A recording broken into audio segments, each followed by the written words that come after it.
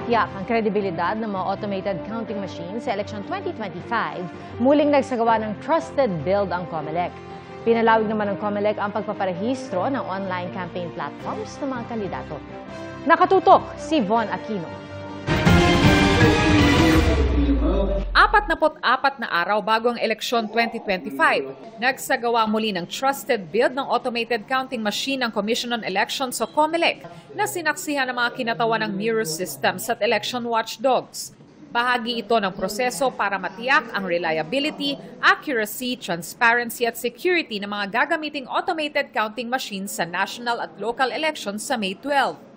Lahat ng possible bugs, even yung mga backdoor, sinecheck yan ng ating mga source code reviewers. Yung mga backdoor, ibig sabihin nun, baka may pasukin dun yung mga hackers. No? Yung reliability, dapat tumatakbo yan ng maayos. Target ng COMELEC na makakuha ng certification para sa automated election system sa lalong madaling panahon. So far, satisfied naman kami at marami na rin tayong mga pwedeng mga mairekomenda for the 2028 national local elections na siguro mas aagahan itong mga proseso na ito. In-extend naman ng COMELEC ang registration ng online campaign platforms ng mga kandidato hanggang March 31.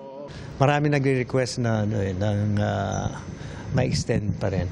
Although, para naman fair sa lahat ng mga ating mga kandidato, extend na lang. Para maiwasan natin yung mga social media accounts ng mga kandidato na magpo-post ng mga disinformation, misinformation. No? Plano ng COMELEC na sa 2028 elections, ang pagre-register ng mga online campaign platform ay isasabay sa filing ng Certificate of Candidacy. Nagbabala ang COMELEC sa mga kandidatong makikitaan ng illegal campaign posters. Within 3 days, pagka hindi nila binaklas, may show cause yun. Baka ma-disqualify sila.